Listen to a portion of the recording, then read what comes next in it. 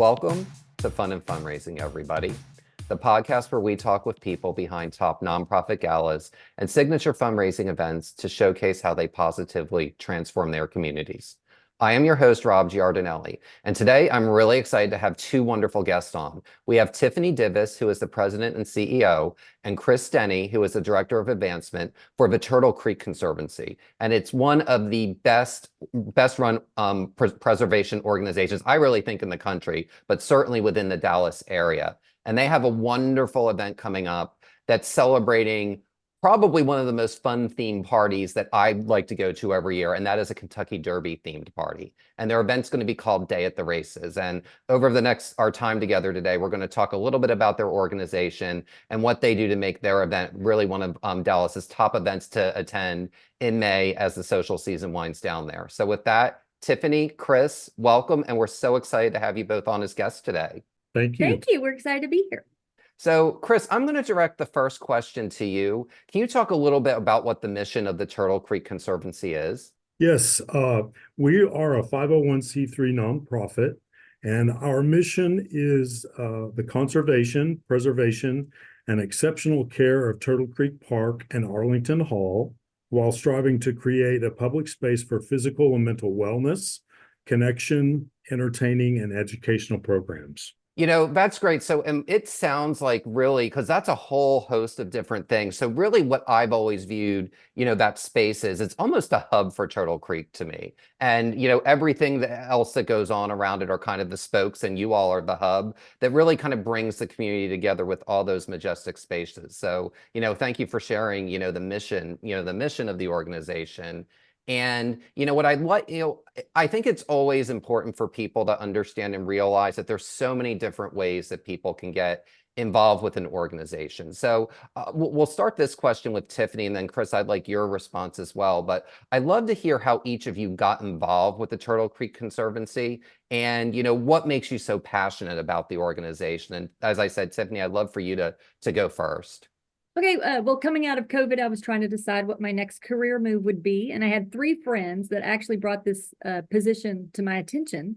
And so it was, I interviewed and got the job. So it was just being blessed at the right time and being in the right place at the right time. And it is, this little park is just a really special place in Dallas. It's the second oldest park in Dallas. And I just feel very honored to get to be here. And now we're trying to just, it's truly a community park, and I want to just create the foundation for the next 100 years of the park. Wow. So the park's been around for over a century, and people think, Texas is brand new, like everything in Texas is brand new, but that is absolutely not the case. And there's plenty of wonderful organizations like the Conservancy in Dallas that have been around for a good amount of period of time. And it kind of helps give Dallas its unique and special character.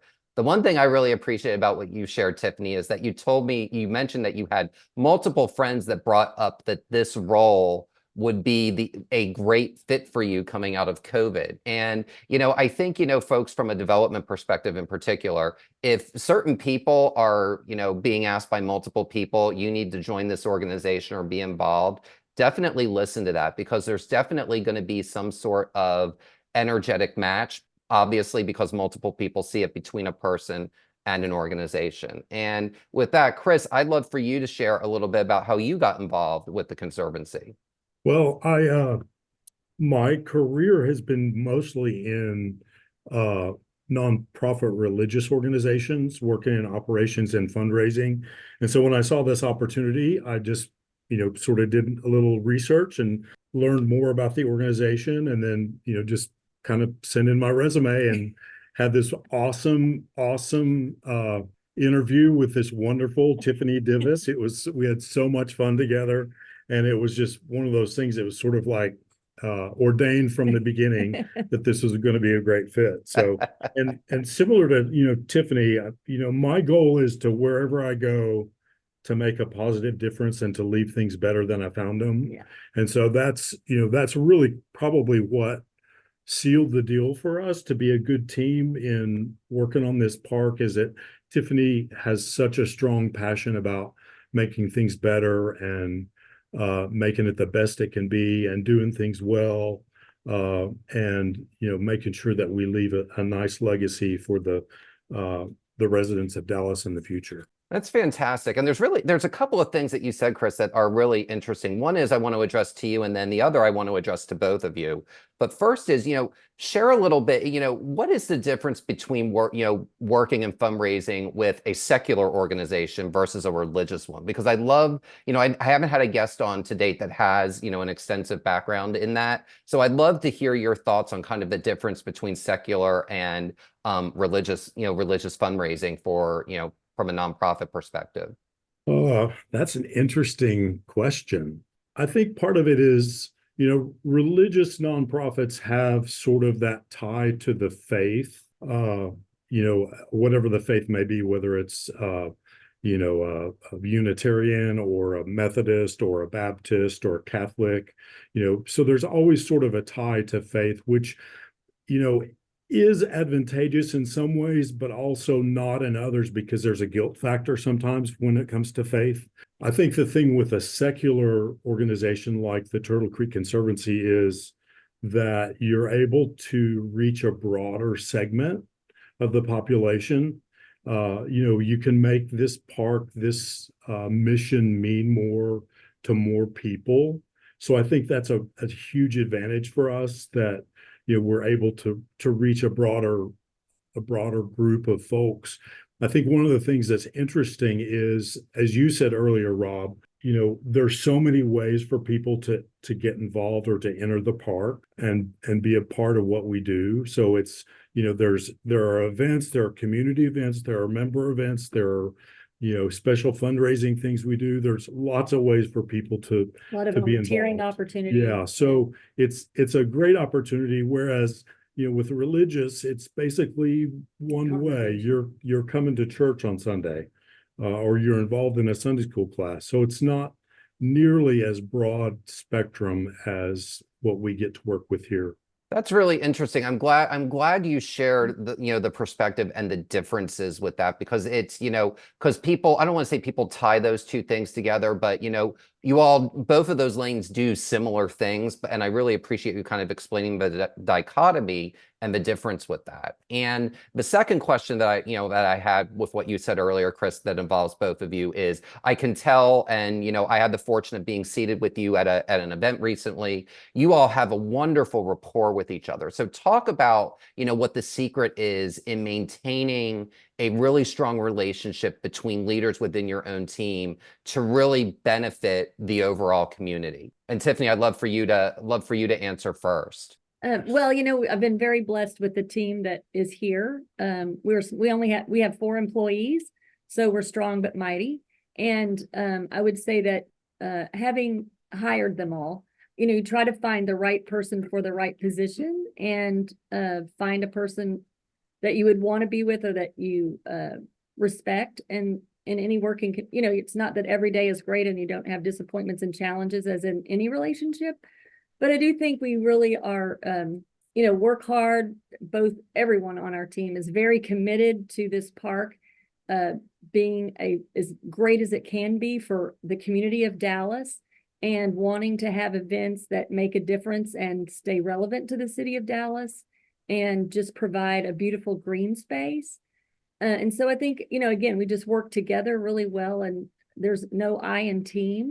And so really it's just teammanship and working together, just literally day in and day out in the trenches, to get things done, whatever it takes. And it sounds like it's really, a lot of it's about establishing trust is really what the undercurrent of what that is that, between your team, and especially with a smaller team, there really does have to be a lot of trust, so that the whole organization can be mighty, like you were talking about, when, all 4 of you are together and can kind of lift all boats. Yeah. I mean, there's no place to hide. That is very, very true. Yeah. And Chris, I would love your perspective, on that, and just in terms of, what in terms of like your leadership and, clicking with others, what piece of advice would you give to people in terms of, especially with a smaller team, really making sure that you're creating a cohesive bond with your organization and the members in it? I think it's about the communication between the team members. I think, with Tiffany as our leader, she is so great about what you see is what you get, being open. And, if there are issues or challenges or things that we need, priorities that we need to reset, she's very clear about that. And that's been really helpful. And, again, because our team is small, we've been able to, we juggle lots of different roles and wear lots of different hats, but no one really has like a weird territorial ownership of anything, because we know that we're all working toward the same goal. And that's the beauty of, really the way Tiffany leads, is that it's about the job and it's about making this park better. And it's not about a personality or anybody receiving certain kudos over anybody else. So it's been a really great situation. I mean, we work hard at the Conservancy. We do. It's really, it's wonderful, but we do work hard, and it's easy to work well together when you're working as hard as we work. And I'm glad you brought that up, because, and we'll hop into the event in a minute, but I do want to say one thing first, and that is, I can always tell when I'm walking into an event how cohesive it is by the energy that everyone brings into it. And it really does start with the staff. And when I can see the staff having fun, I know that they all really operate almost like a familial unit, which is what what you all do. And you can really sense that from the second you walk into the door. And, we'll talk about how great a day at the races is in a moment. But, before that, I want to touch upon something, that you all were talking about with the mission. And that is really the importance of preservation and, and making sure that those historic spaces and green spaces are preserved. So I'd love to hear each of your perspectives on how preservation is important to maintain the integrity and soul of a city, especially a fast-growing city like Dallas. And Chris, I'd love for you to start, and then Tiffany can follow with that. Sure. Well, it's interesting because as you know, in Austin, things get torn down and you kind of hope that they don't ever go away, but that happens sometimes. We're lucky in that our park is the second oldest park in Dallas. It was bought by the city of Dallas in 1909, but had already been a park for 17 years. So, we're lucky in that it has some historical relevance to the city. We're also lucky in that there's this wonderful building, Arlington Hall, that was built back in the 30s. Actually probably before the 30s, but that we now are the caretakers of. And so we're lucky in that the preservation that we oversee is protected by the city. The city's never going to get rid of Turtle Creek Park. They're never going to get rid of Arlington Hall. It's too much a benchmark and a really monument to who the city is and has been. So we're really lucky in that regard. Because a lot of, buildings in town, if they get sold or someone's not looking after them, it's, they're kind of on the chopping block. But for us, we just feel really lucky that this organization was formed in the late 90s and that its role solely is to oversee the care and preservation of this 20-acre park and the building. And it's a wonderful thing. The tricky thing is, how do we continue to be relevant to our community and providing community events for people to gather, while also, being able to raise the funds we have to raise to keep the park. Fantastic. And Tiffany, I'd love to hear your perspective on, your point of view with preservation and how it's important in maintaining, the integrity and the soul of Dallas. Yes, well, when they first designed this park or started increase the size of the park to 20 acres, this was really seen as the jewel in the middle of the city and our own central park in Dallas, Texas. And so we do offer 20 acres of outdoor beautiful green space in the middle of our urban environment. And I think one thing that's really interesting to know is that we have a very rare post oak arbor of trees. And this type of post oak doesn't grow on its own. It grows on its own, and it does not, you can't just plant these trees.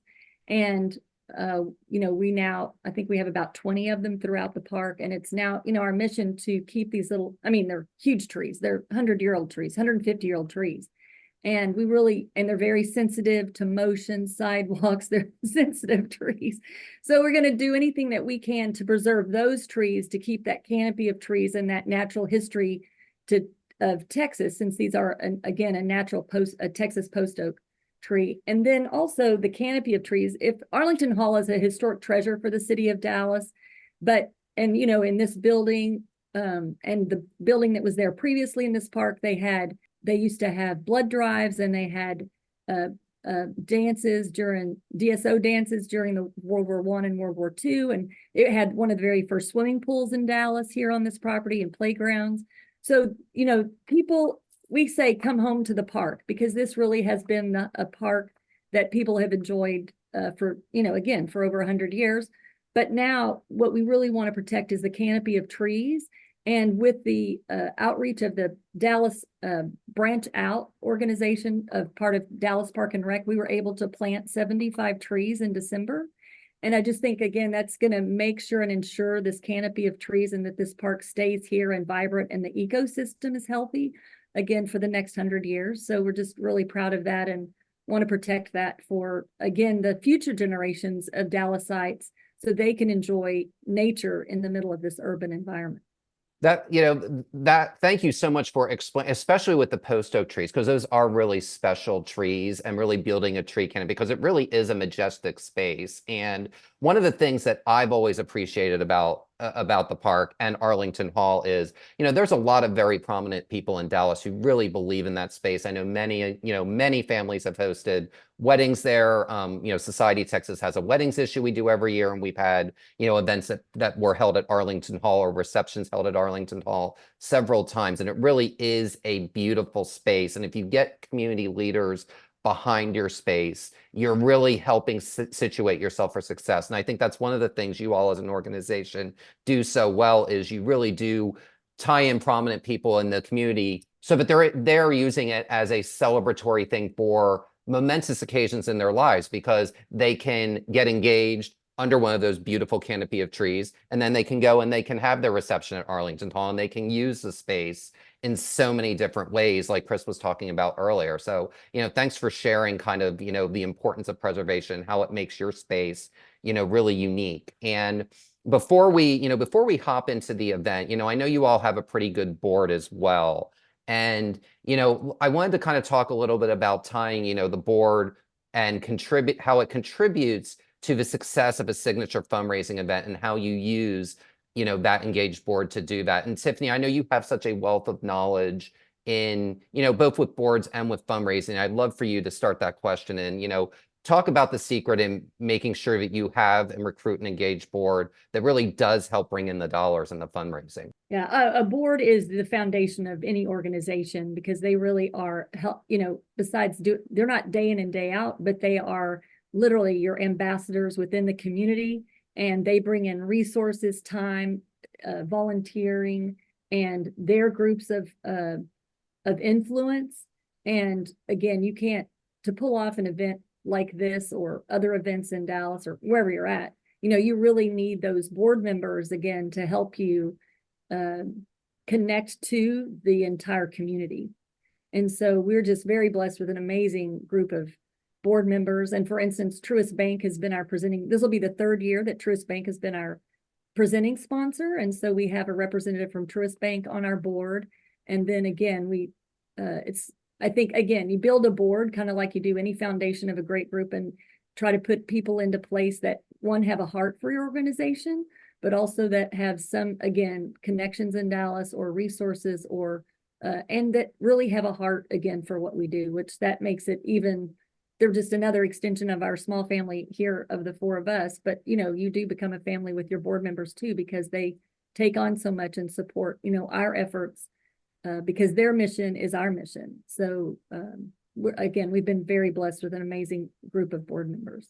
And I'm glad you brought up the word ambassador, because that's really what board members are. And successful board members are going to be great ambassadors for the organization, that's going to be able to get major organizations, like Truist Bank, to be a part of a signature fundraising event and really doing that. So I'm really glad, and that's really the perfect word I can think of to talk about what a board member is, I guess in a little bit more glamorous way. But I'm really glad that you brought that up. And, with that, I definitely want to talk a little bit more about a day at the races. So, one thing that I like about what you all do is you have this beautiful outdoor space and you tie it to a culturally significant event like the Kentucky Derby.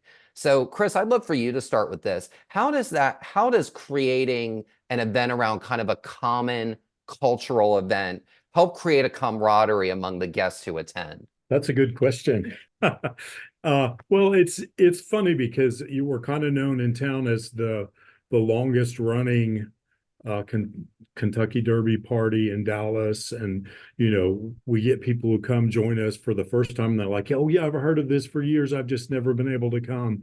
So I mean, it is a way for us to get people to be more involved with our organization.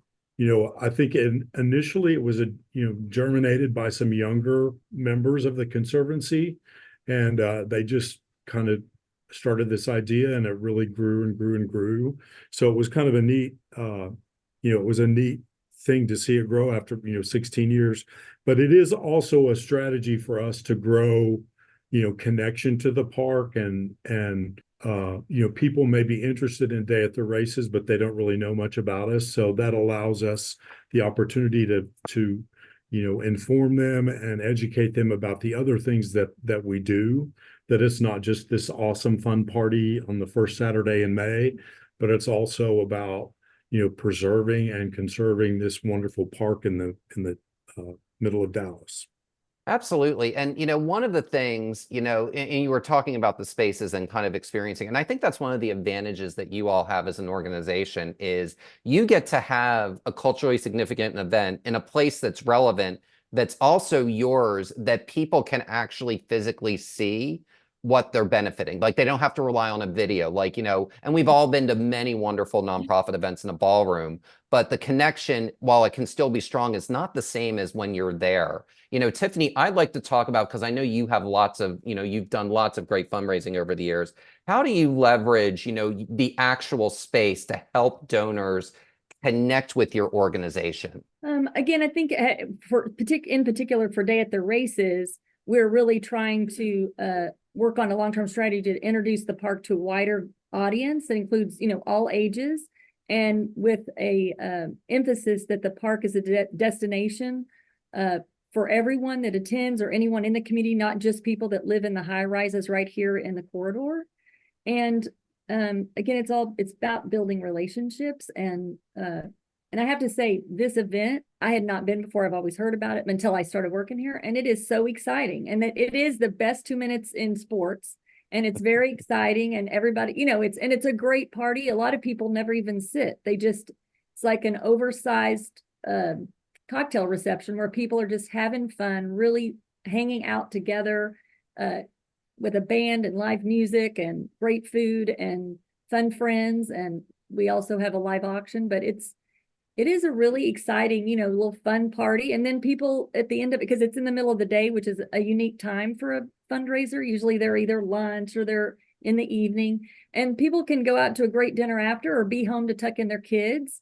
So it's really a true, a little event that fills a certain niche. It is. And, the other thing is, because it's in the late afternoon, it's one of those few events, a derby party, where it is dressy, but it doesn't have to be formal either. Meaning that you're dressing up, but you don't have to wear, you don't have to wear a cocktail gown, or you don't have to wear a bow tie, but you can wear a crazy hat if you want to. So you really kind of get to have fun with the theme and, the event. And, the next question, I'd love each of you to, share your thoughts on it.